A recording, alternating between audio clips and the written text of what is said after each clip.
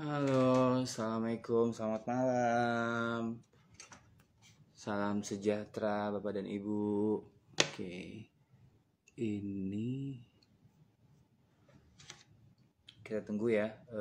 Mudah-mudahan ada yang join. Selamat malam, assalamualaikum warahmatullahi wabarakatuh. Halo, cek. Semoga bisa mendengar. Mohon informasi nih yang sudah bergabung ini karena pertama kali saya live itu, mohon izin di kolom chat apakah sudah mendengar suara saya. Halo, selamat malam. Terima kasih nih Pak Ari Agung Prayitno, terima kasih ini. Cuma pengen tahu aja nih, apakah suara saya terdengar dengan baik di layar monitor Bapak dan Ibu?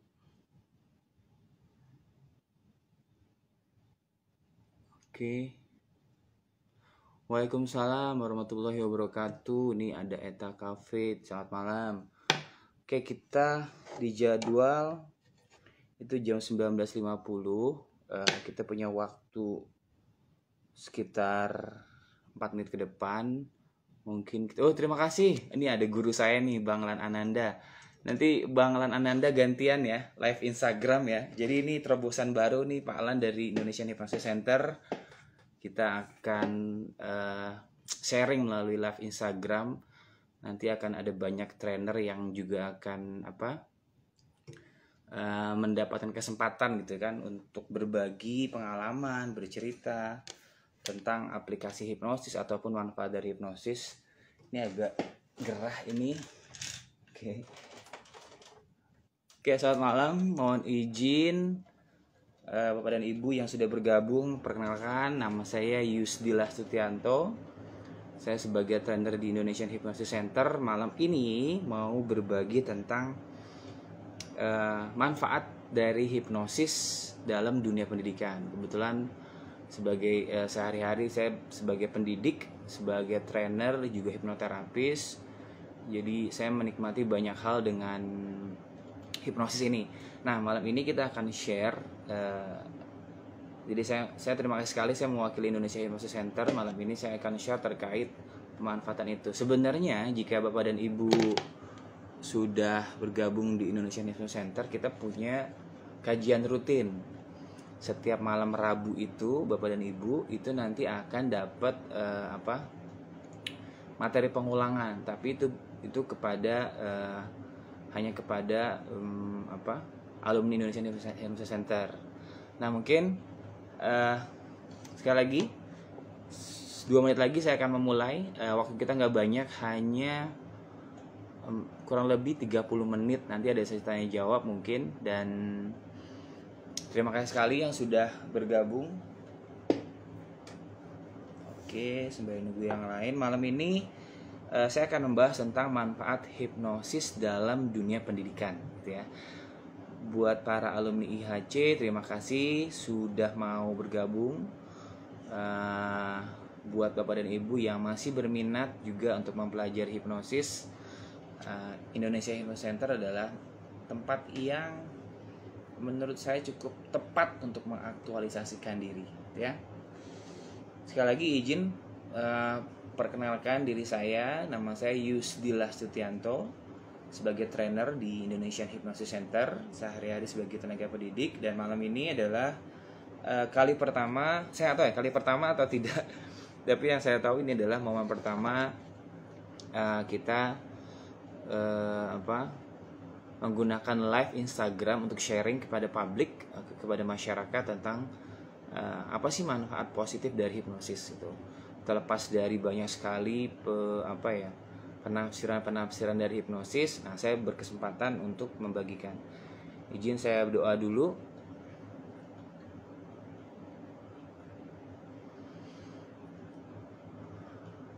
Oke, baik, terima kasih sudah 19.50 sesuai dengan jadwal. Malam ini sekali lagi saya Yusdillah Sutianto, trainer dari Indonesian Hypnosis Center, akan berbagi tentang aplikasi dari hipnosis terhadap dunia pendidikan. Sehari-hari saya sebagai tenaga pendidik, juga sebagai hipnoterapis, juga sebagai asesor di lembaga sertifikasi kompeten hipnotis Indonesia, dan juga praktisi pemberdayaan diri. Ada beberapa tema-tema yang nanti kita angkat dengan media ini. Nah, malam ini mungkin buat Bapak dan Ibu yang sudah mengetahui secara mendasar apa itu hipnosis, lalu sudah berpraktek, anggaplah ini momen untuk kita berinteraksi, gitu ya. Jadi saya ingin bercerita sebentar kenapa akhirnya saya memilih Indonesian Hypnosis Center untuk mengaktualisasikan diri, karena memang pendiri dari IHC sendiri, Pak Afifi Arka, beliau memberikan kesempatan kepada alumninya gitu kan untuk bertumbuh dan berkembang. Oleh karena itu proses pendampingan dari IHC itu berjalan terus. Makanya kalau Bapak dan Ibu nanti bergabung di Indonesian Hypnosis Center, itu tiap Rabu malam kita ada kelas pengulangan. Dan itu cukup membantu karena akhirnya kita mengenal banyak praktisi di Indonesia. Karena yang ikut kelas pengulangan itu biasanya dari Aceh sampai Papua. Jadi bergabung di IHC bukan cuma sekedar belajar, tapi juga menambah persaudaraan. Karena dengan hipnosis yang secara general memberikan dampak positif, kita jadi belajar bagaimana akhirnya setiap kita punya potensi untuk menjadi bermanfaat dan bermakna di masyarakat. Nah, malam ini saya Yusdillah Sutianto akan melakukan monolog ya. Monolog, karena ngomong sendiri nih. Jadi Bapak dan Ibu nanti silakan jika ada pertanyaan, monggo langsung. Nah, saya akan secara mendasar menjelaskan apa tuh hipnosis secara umum. Di luar sana banyak sekali teori-teori hipnosis. Bahkan jika Bapak dan Ibu bertanya kepada 100 orang atau membaca 100 buku tentang hipnosis, itu akan banyak sekali penjelasan tentang hipnosis. Mulai dari akademisi, mulai dari metafisika, mulai dari yang sederhana-sederhana, itu kan. Itu ada banyak definisi. Nah, salah satu definisi yang umum adalah tentang apa sih itu hipnosis. Hipnosis adalah diterimanya ide tanpa dikritisi, gitu ya. Lalu definisi kedua adalah hipnosis adalah perubahan gelombang otak dari yang alfa, beta, dan ke theta. Ini sangat mendasar sekali. Jadi kalau kita membahas tentang perubahan gelombang otak, lalu kita bicara soal sugesti, dua ini adalah sesuatu yang sangat berhubungan. Pertama, gelombang otak apa? Pengkondisian. Bagaimana mengkondisikan seseorang masuk ke dalam kondisi rileks, mindfulness, yang akhirnya apa? Nanti seseorang akan reseptif terhadap ide-ide. Lalu sugesti, apa? Kata-kata. Bagaimana kita menyampaikan sebuah ide. Berarti ada polanya. Jadi antara kondisi hipnotik sama cara berkomunikasi itu berhubungan. Nah, hipnosis berkaitan erat dengan seni berkomunikasi. Nah, karena saya sebagai pendidik, saya sudah mengajar dari tahun 2006, lalu akhirnya ketemu dengan hipnosis. Ternyata dalam proses belajar mengajar membantu saya, ya kan, cukup membantu saya. Selain saya berpraktek sebagai hipnoterapis yang menangani tema-tema klinis sehari-hari, juga sebagai pendidik. Nah, jadi banyak orang yang beranggapan bahwa hipnotis tuh hanya selalu untuk tema-tema hal-hal yang negatif gitu. Padahal kalau kita tahu pisau kan ada di mana-mana. Pisau ada di mana-mana. Pisau ada di dapur, pisau ada di restoran, ada di jalanan, artinya penjual makanan pakai pisau. Sama halnya seperti hipnosis. Ibarat pisau, dia ada di mana-mana. Orang yang punya karakter baik akan memanfaatkan hipnosis untuk hal baik, gitu ya. Orang yang punya karakter jahat otomatis akan memanfaatkannya untuk hal jahat. Jadi saya mau disclaimer dulu kenapa akhirnya kami hipnosis, para praktisi hipnosis mengedukasi masyarakat tentang manfaat hipnosis. Karena apa? Di Kementerian Kesehatan sendiri, hipnosis sudah menjadi bagian dari terapi komplementer yang dinamakan apa? Terapi olah pikir. Nah, olah pikir berhubungan dengan apa? Pemikiran kan? Yaitu hipnosis. Nah, tahap lebih lanjut, hipnoterapi itu bisa mengatasi 3 hal.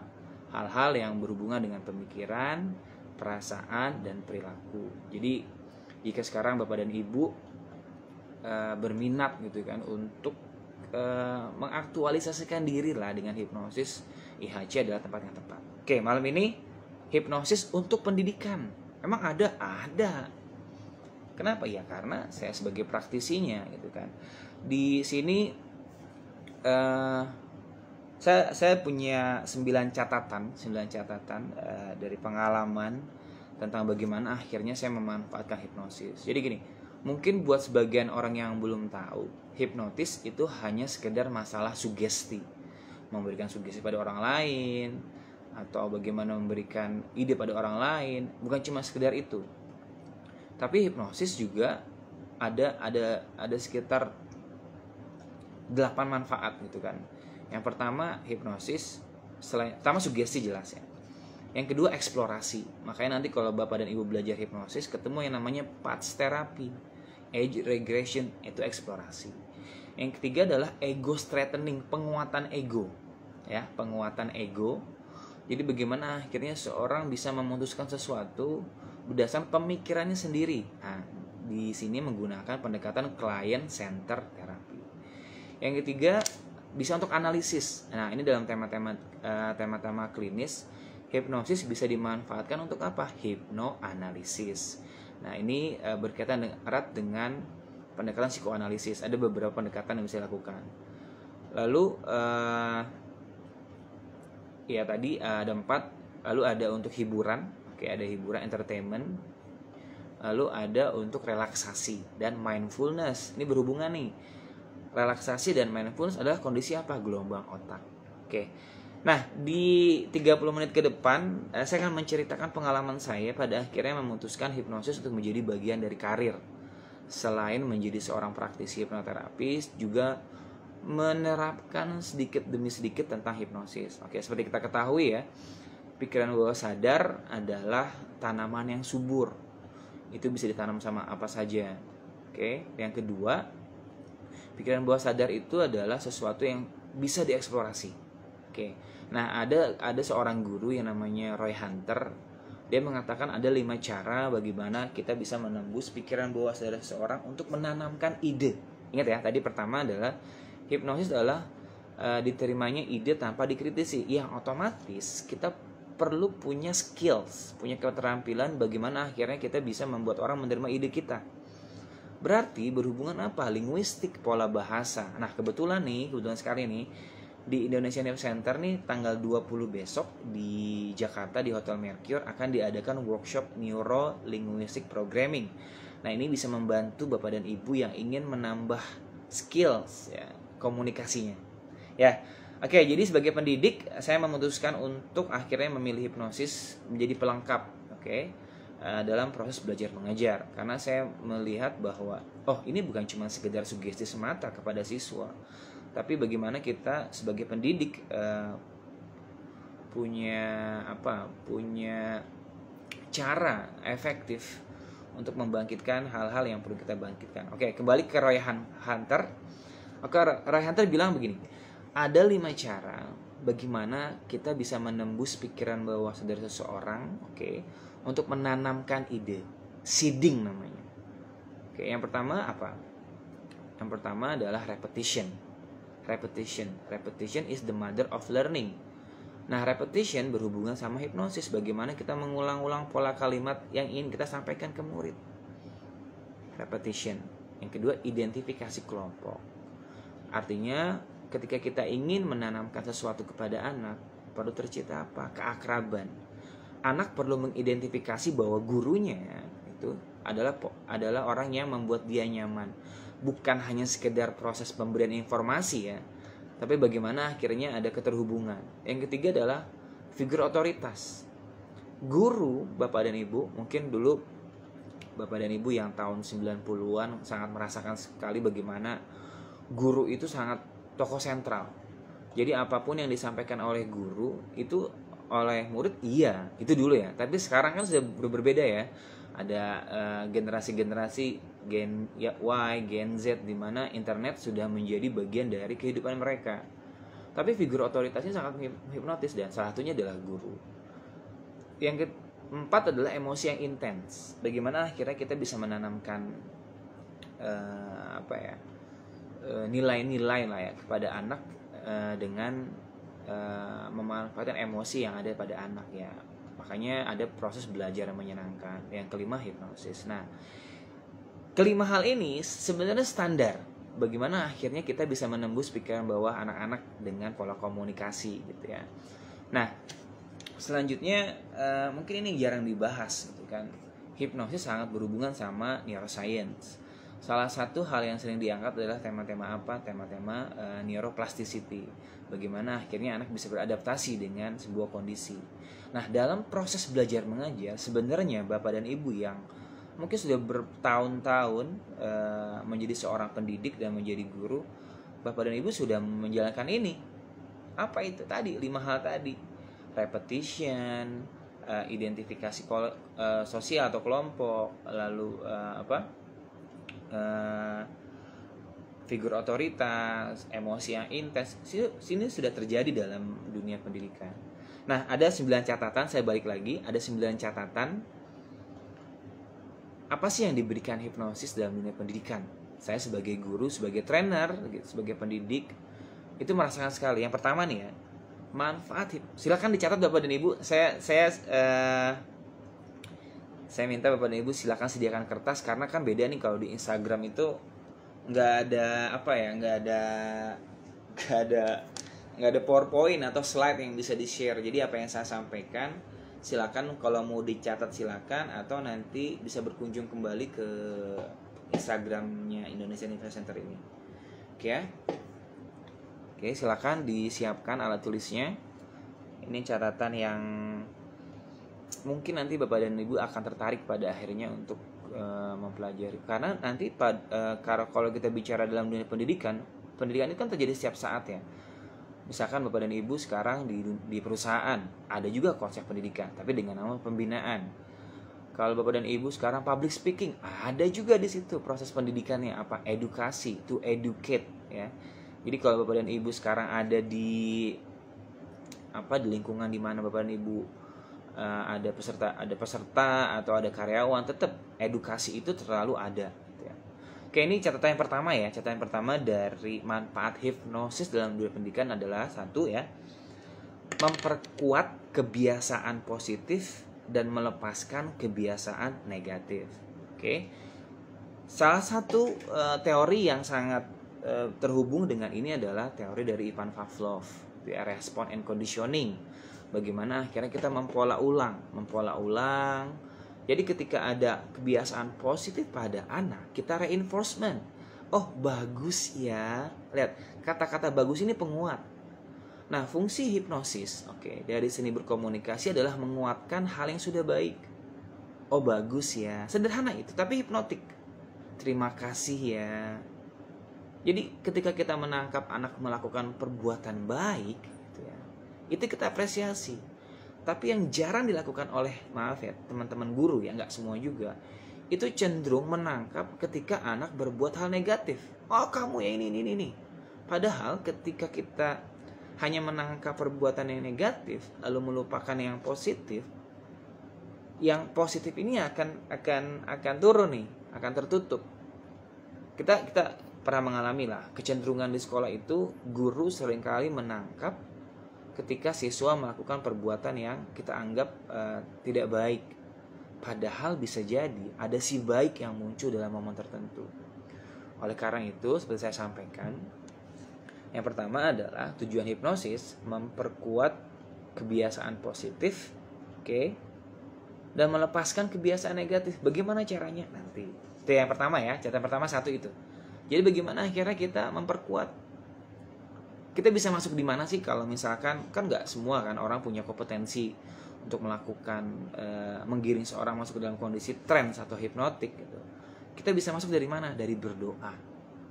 Sesederhana itu. Karena momen berdoa, momen di mana orang-orang masuk ke dalam kondisi relax atau mindfulness. Ya, yang pertama berdoa. Jadi doa pagi itu, apalagi kalau doanya itu punya meaning gitu kan. Ya Tuhan, berikan aku kekuatan pagi ini, berikan sesuatu yang baik, biarkan hal-hal baik datang ke dalam kehidupanku. Itu hipnotik. Catatan yang kedua adalah manfaat hipnosis dalam dunia pendidikan adalah memperluas kesadaran dan meningkatkan respon sensorik. Maksudnya apa?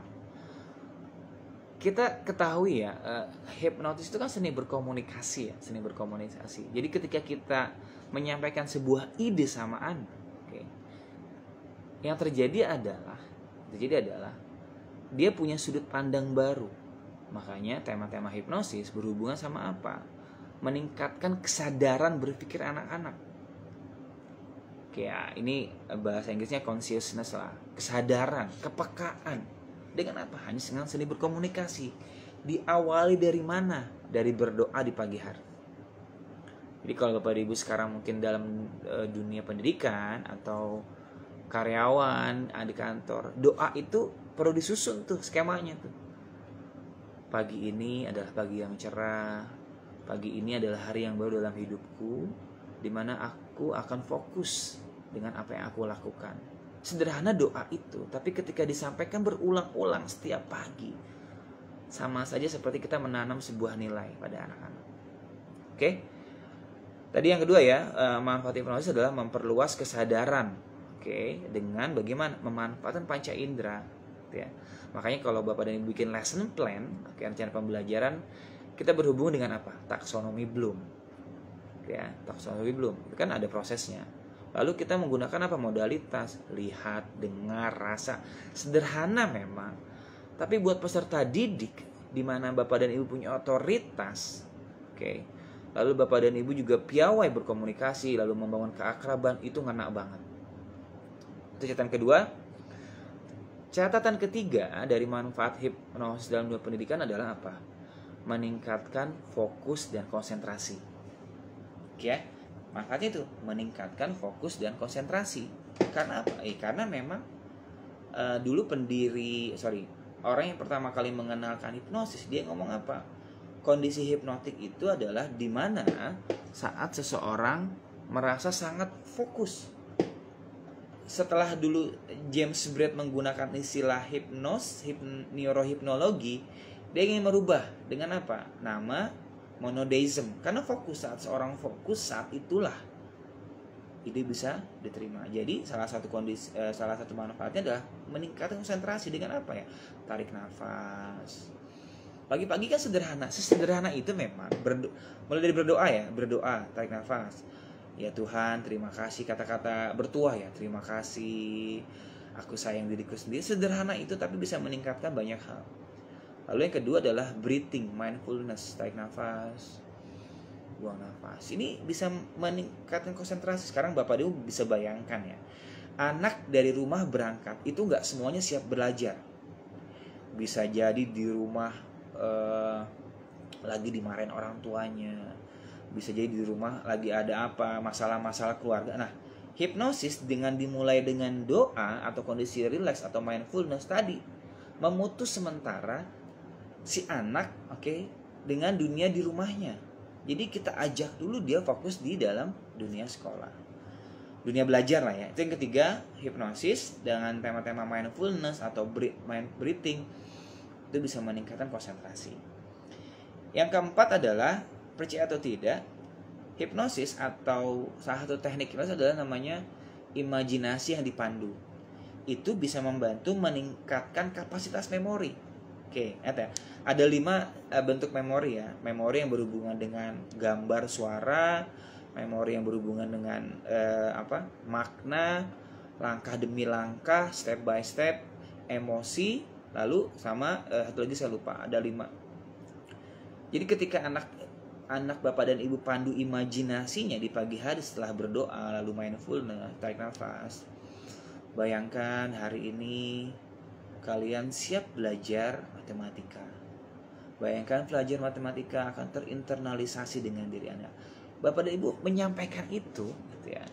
Menyampaikan itu di pagi hari atau di saat momen setelah makan atau di saat setelah makan siang istirahat, bisa dimanfaatkan. Ya. Jadi hipnosis dalam dunia pendidikan bisa membantu meningkatkan kapasitas memori. Jadi kita berhubungan dengan apa? Neuroplasticity. Yang kelima adalah melepaskan mental blocking. Nah, ini gimana nih melepaskan mental blocking? Salah satu pendekatan hipnosis ada namanya visualisasi, ya.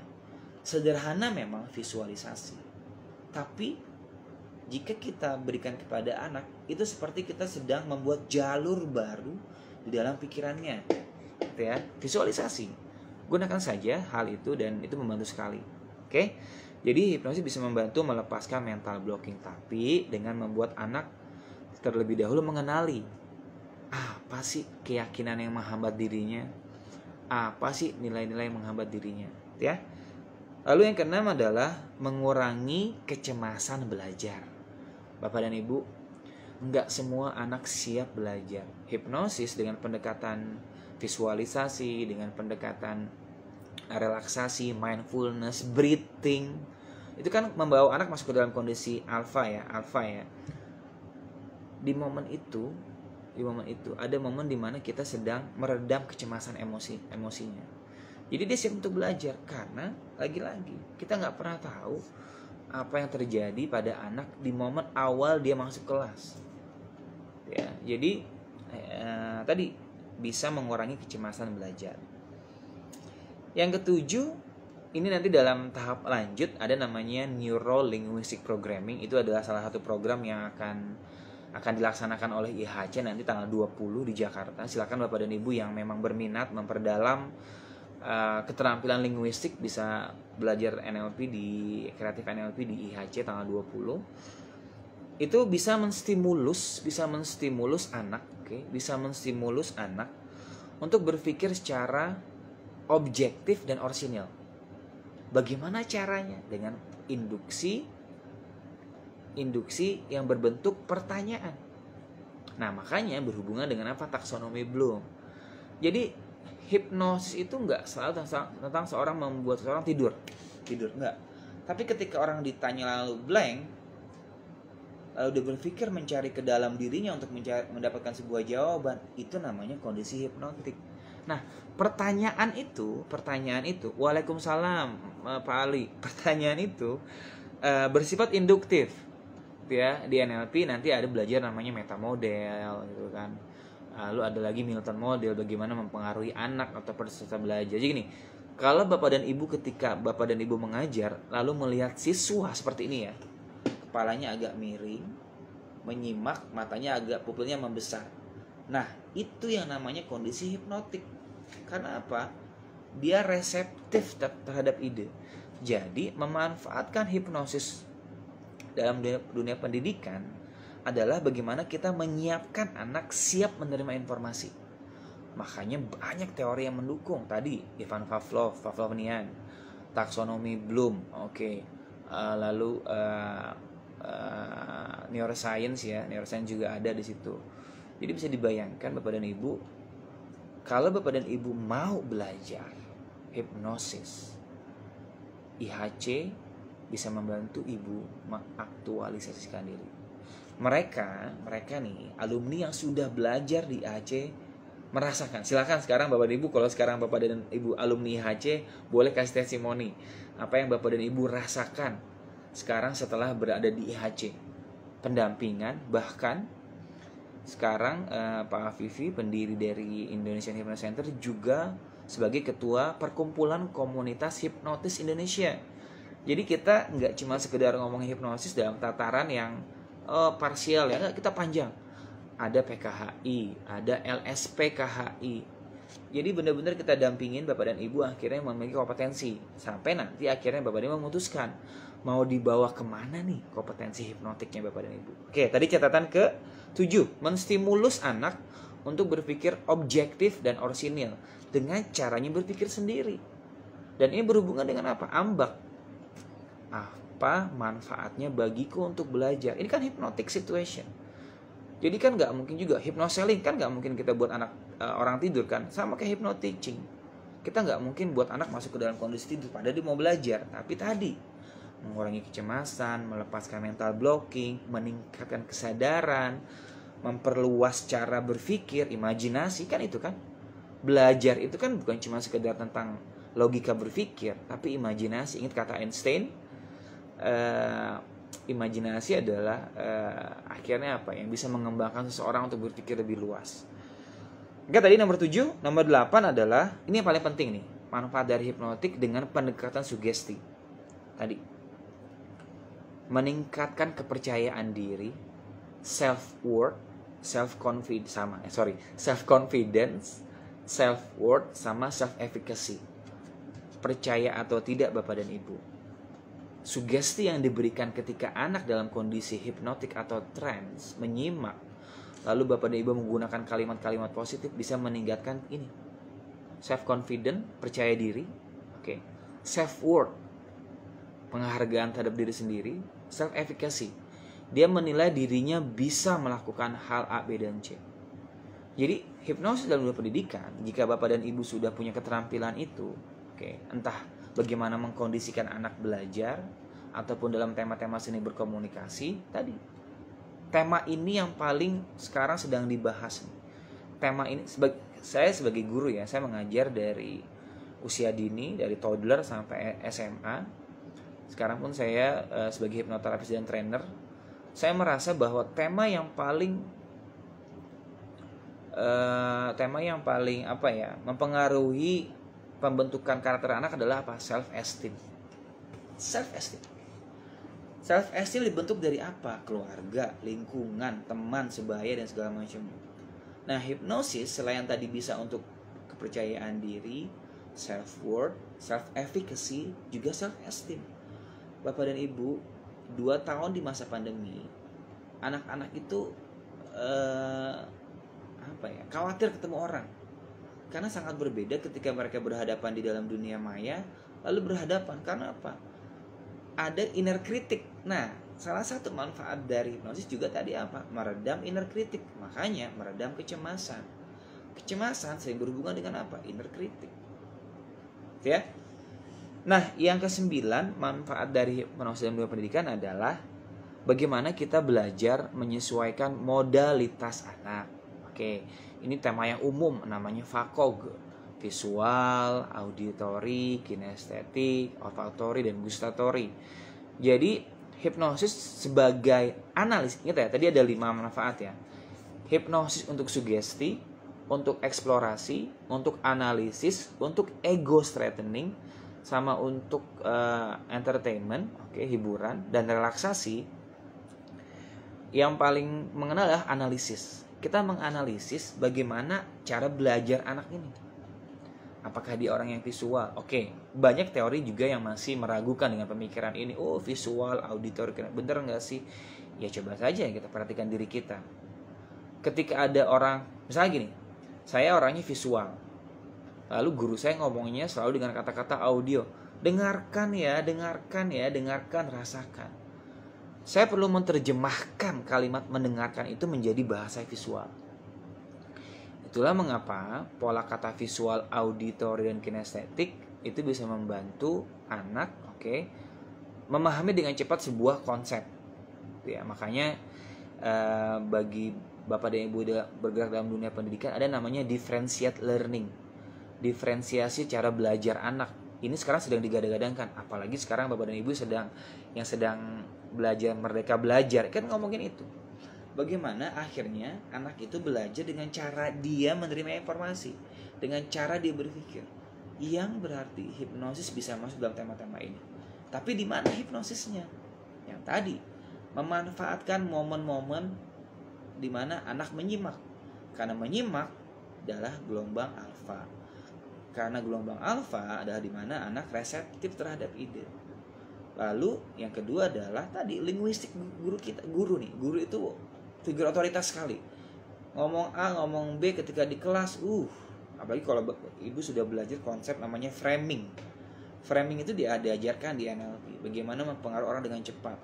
Kan kita ketahui ya, guru itu kan bukan cuma sekedar menanam informasi ya, tapi menanam nilai, menanam karakter. Dan komunikasi pun ada 2 kan, komunikasi verbal dan komunikasi non-verbal. Nah, hipnosis juga ngomongin komunikasi non-verbal. Yang maksudnya apa? Berarti kita bisa memandu anak berpikir dengan cara berpikir sendiri. Jadi tema-tema pemberdayaan diri itu secara umum, secara garis besar ada 2 hal. Yang pertama, meningkatkan kesadaran potensi. kepekaan diri, kesadaran, oke, aku bisa ini, aku bisa B, aku bisa C.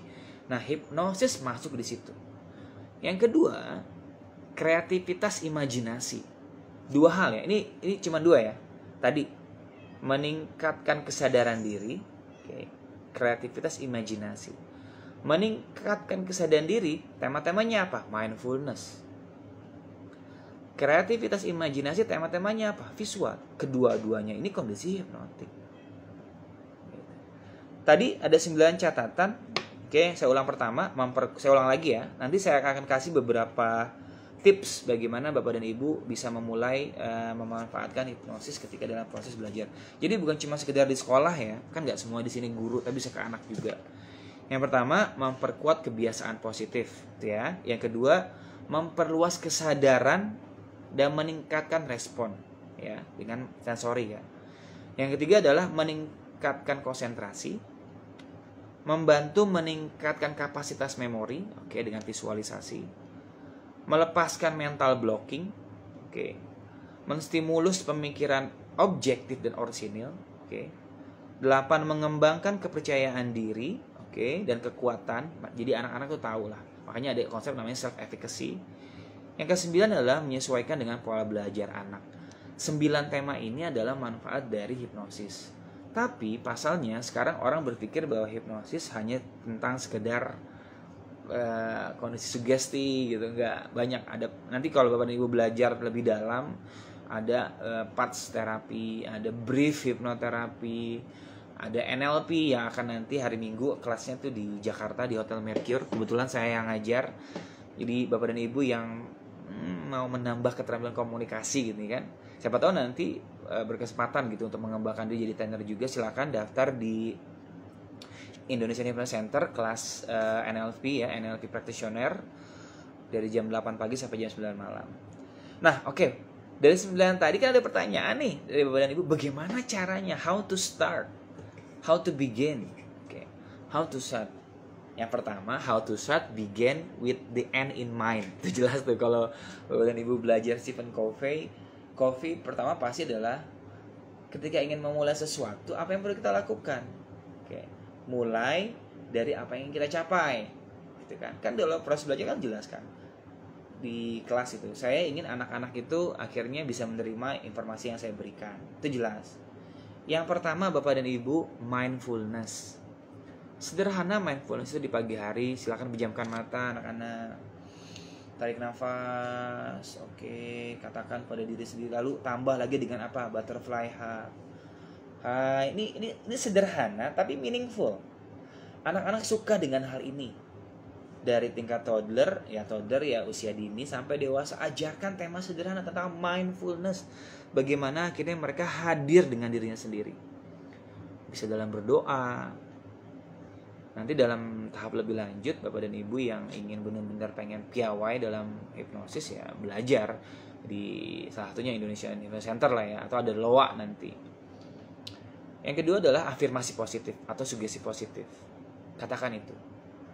Siapa yang perlu memulai dulu untuk melakukan sugesti positif? Gurunya dulu. Jadi pagi-pagi nih Bapak dan Ibu ketika berangkat ke kantor bilang, hari ini saya akan mengajar dengan baik dan menjadi pembelajar dan rekan pembelajar buat anak-anak. Saya akan memberikan yang terbaik buat siswa didik saya. Karena siswa didik saya adalah masa depan negeri dan bangsa ini. Ini meta meaning nih. Jangan cuma usahakan mengajar bukan cuma sekedar orientasi kepada uang, tapi bagaimana kita membangun generasi itu spiritual sekali gitu kan. Lalu membangun keakraban ya dengan anak ya, ngobrol segala macamnya. Wow, rupanya bukan hal yang mudah ya ngomong di Instagram cuap-cuap selama ini sudah 30 menit. Oke, sekian catatan dari saya. Silakan jika ada pertanyaan boleh nih di kolom chat terkait manfaat hipnosis untuk pendidikan. Ya. Ini saya ingin nyapa-nyapa dulu nih. Ini pertama kali nih, ini banyak yang bergabung nih. Ada siapa nih? Saya kurang kenal namanya juga nih. Oke, monggo silakan jika ada pertanyaan. Ini memang cepat sekali kalau mau berinteraksi Bapak dan Ibu lebih dalam. kita bisa ketemu di Indonesian Hypnosis Center, karena di Indonesian Hypnosis Center itu ada grup WhatsApp yang memang mereka kita fokus mendampingi alumninya gitu untuk memiliki kompetensi. Bahkan sekarang nih Bapak dan Ibu nih ya, sekarang kan ya, Indonesian Hypnosis Center sedang bekerja sama dengan salah satu universitas di Karawang gitu kan, kerjasama untuk buka kelas khusus psikologi gitu ya. Jadi kebetulan saya juga ikut gitu kan, diberikan kesempatan oleh Pak Afifi dan rekan-rekan dari IHC untuk melanjutkan kuliah gitu ya. Meskipun di kelas itu ada juga yang sudah S1, ada yang sudah S2, bahkan sudah ada yang S3. Jadi IHC ini benar-benar mendampingi alumninya untuk memiliki kompetensi gitu. Akhirnya nanti jika saat ini hipnoterapi masih di tataran penyiar tradisional, jadi mimpi IHC terutama Pak Afifi gitu ya, itu bagaimana akhirnya nanti hipnoterapi bisa menjadi pelengkap di rumah sakit meskipun sudah ada gitu ya. Oke, any question? Ada pertanyaan? Nggak ada pertanyaan ya? Oke, kalau nggak ada pertanyaan, kita sapa-sapa aja dulu. Oke, ini melambai semua tangannya. Oke, karena nggak banyak waktunya, di waktu dari 19.50 sampai 20.30 ya. Ada 9 catatan, ada 3 cara, dari mulai berdoa, mindfulness, latihan pernafasan, bahkan gini. Ada satu tokoh dalam NLP yang namanya John Grinder. John Grinder itu adalah co-founder dari NLP. Jadi dia sama Bandler dulu, mereka memformulasikan NLP. Ada satu teknik yang namanya Breath of Life. Breath of Life. Nah, gimana caranya Breath of Life? Jadi ini kalau Bandler, kalau Grinder ketika klien, nah kalau saya di kelas. Jadi anak-anak ketika belajar pagi hari itu, saya minta mereka setelah berdoa ya, berjalan di lingkungan kelas. Muterin kelas, jalan dong, cuma jalan dan bernafas. Di sini ada tema-tema hipnotik gitu ya, ada hipnosis. Oke, ini ada pertanyaan nih, mohon izin. Oke, pertama adalah Pak, usia berapa anak bisa dihipno? Pak, ini ada beberapa pertanyaan sama nih. Oke, jadi gini. Yang perlu kita sepakati, hipnosis adalah seni berkomunikasi.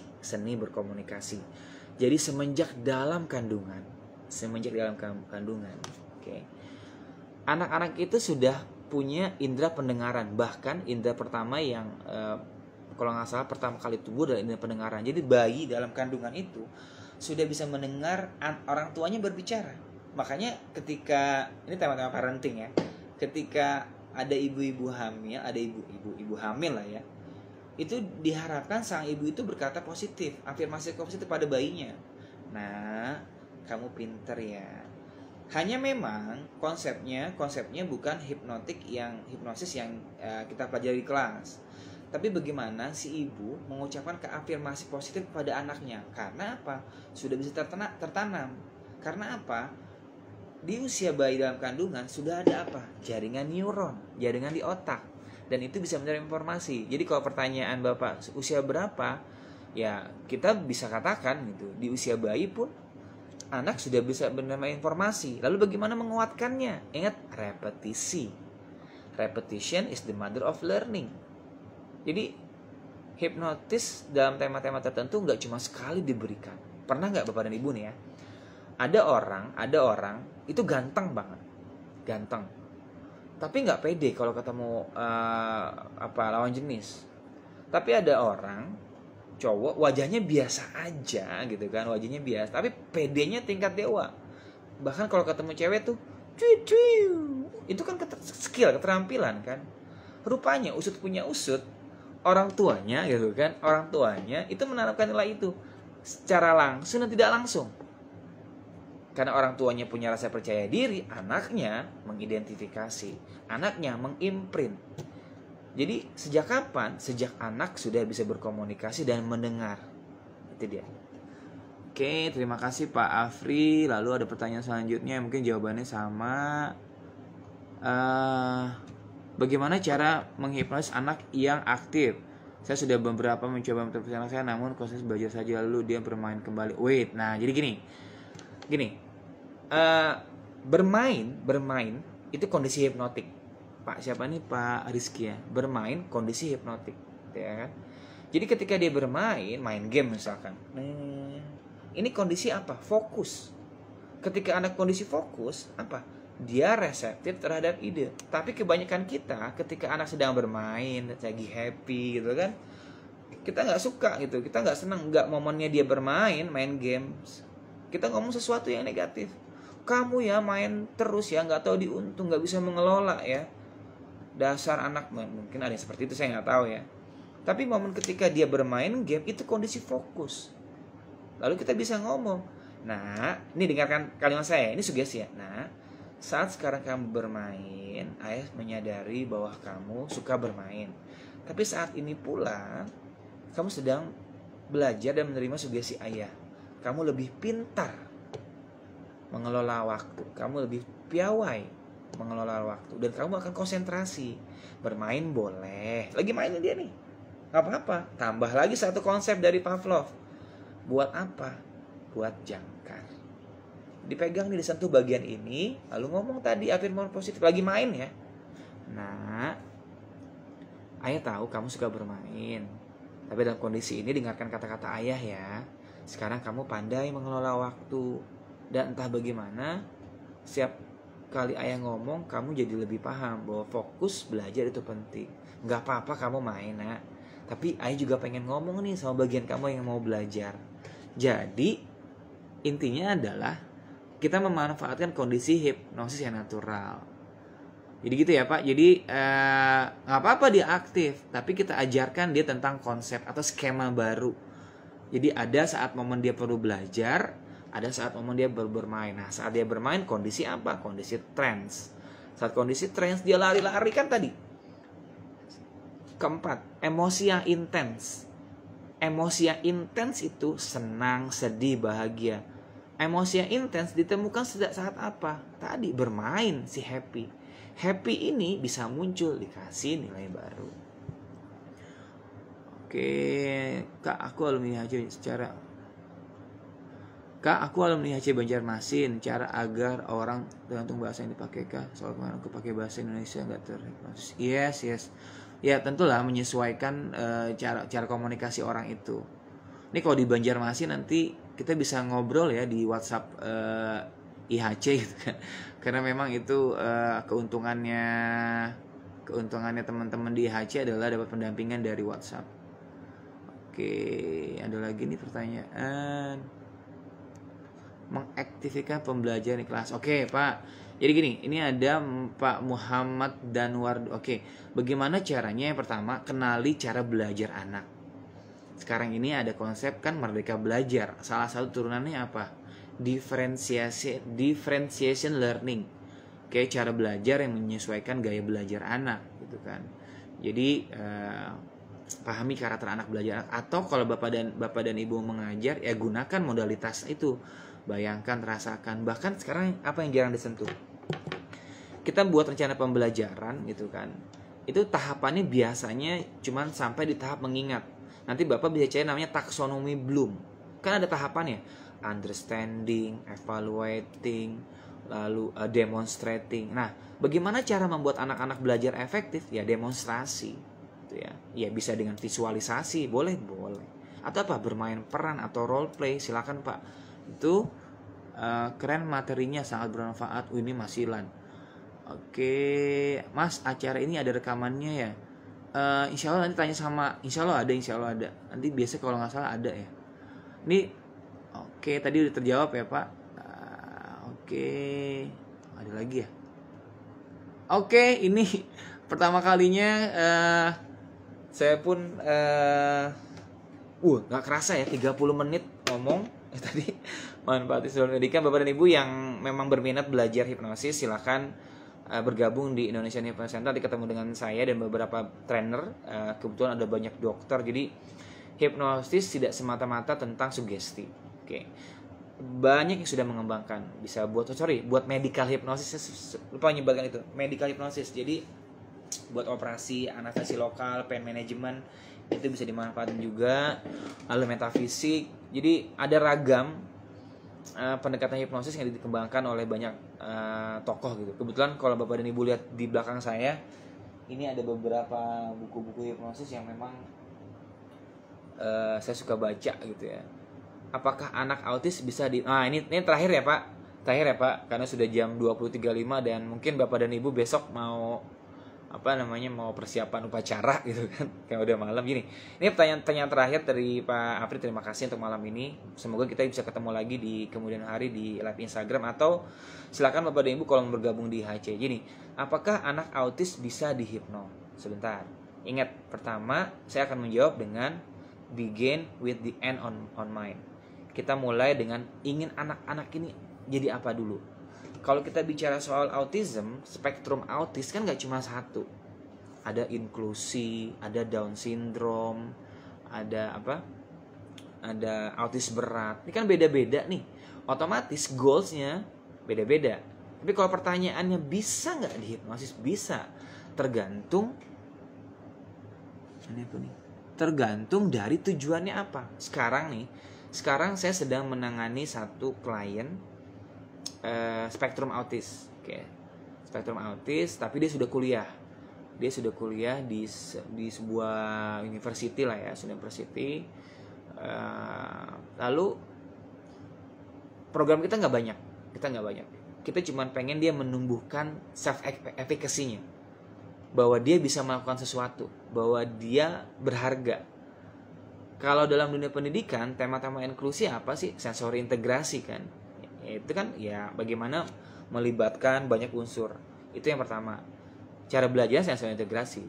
Yang kedua adalah life skill. Jadi tujuannya apa dulu nih untuk menghipnosis anak autism? Life skill atau apa?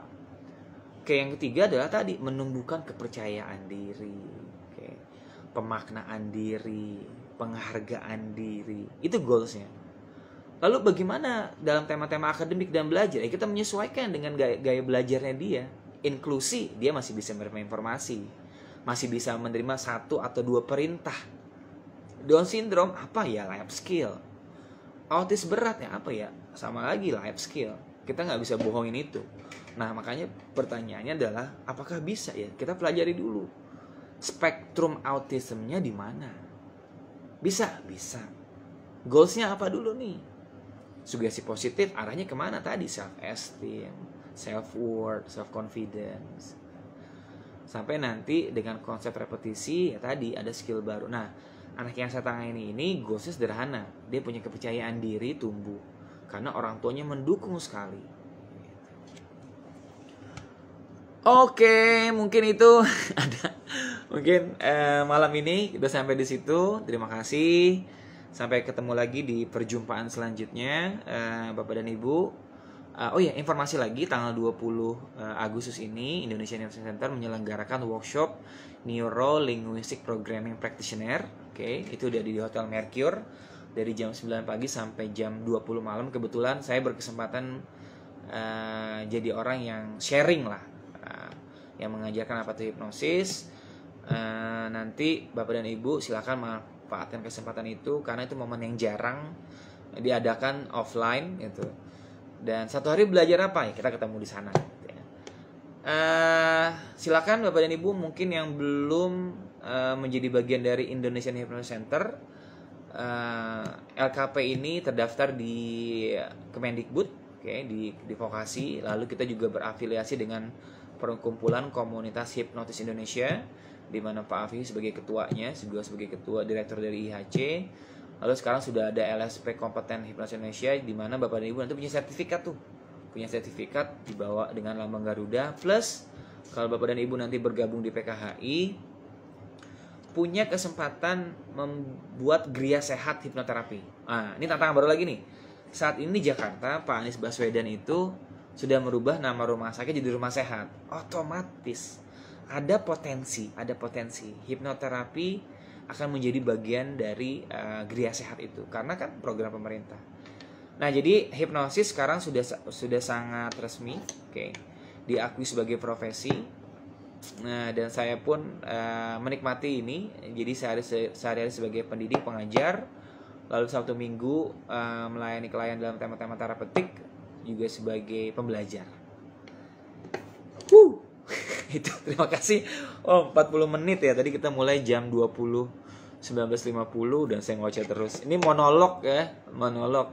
Kalau di IHC nanti ada WhatsApp grupnya, itu kita bisa berkomunikasi setiap saat. Oke, sekian dari saya. Terima kasih. Sampai ketemu di pertemuan selanjutnya. Salam sehat, salam bahagia.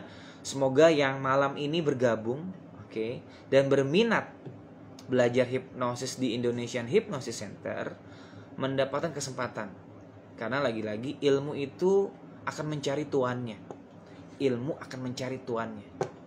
Jadi ketika Bapak dan Ibu mungkin malam ini pertemuan yang bukan gak disengaja, pasti ada makna di pertemuan ini. Entah memang Tuhan mempertemukan kita di sini sehingga akhirnya Bapak dan Ibu terbuka tentang apa itu hipnosis, lalu mulai terpikir, oke, hipnosis bukan cuma sekedar sugesti ya, tapi ada nanti parts terapi, ada apa, ada inner child, ada age regression, ada metafisika, ada medical hypnosis, buat perawat yang mau buka hipnohitan itu dan segala macamnya. Silakan Indonesian Hypnosis Center itu tempat yang tepat untuk mempelajari hipnosis, karena bukan cuma sekedar 1 hari belajar itu, tapi pendampingan berkala. Bahkan kalau Bapak dan Ibu misalkan nih, kita kan kalau tiap minggu kan ada di beberapa kelas di Indonesia, misalkan kayak besok tuh ada di beberapa kota, misalkan kalau nggak salah ada di Samarinda, Jogja, lalu Bapak dan Ibu ikut di kelas Jogja. Nah di Jogja itu nanti kan udah belajar ya sama saya misalkan gitu. Lalu Bapak dan Ibu liburan nih ke Bali. Nah di Bali pas weekend itu ada kelas hipnosis fundamental. Itu bisa mengulang dengan gratis, free, gratis. Oh iya. Dan Bapak dan Ibu kalau sudah masuk ke IHC nanti juga berkesempatan untuk mengikuti kelas Professional Hypnotherapist Internasional dari IACT, International Association Counselor and Therapist ya, itu harganya spesial. Oke, silakan nanti kalau yang mau lihat rekaman dari sharing malam ini biasanya akan direkam, disimpan di memorinya IHC ini. Oke, mungkin yang belum kenal saya Yusdillah Setianto. Yang mau follow Instagram coach.yusdi ya. Karena ini pakai akunnya IHC, jadi ya kita akan branding IHC. Karena IHC tempat yang tepat. Sekarang mereka yang sudah belajar di IHC merasakan manfaatnya. Bayangkan jika Bapak dan Ibu mendapatkan kesempatan itu untuk belajar ketemu dengan kami. Gitu ya. Oke. Wassalamualaikum warahmatullahi wabarakatuh. Bye-bye. Terima kasih. Ini banyak orang yang gak dikenal nih. Tapi ada ini nih. Oke, terima kasih yang sudah melambaikan tangan. Boleh leave. Terima kasih. Bye-bye. Sampai ketemu ya di WhatsApp group Indonesian Hypnosis Center buat Bapak dan Ibu yang ingin belajar serius di hipnotis ini, lalu pengen punya skill linguistik yang lebih terampil. Wassalam, bye bye.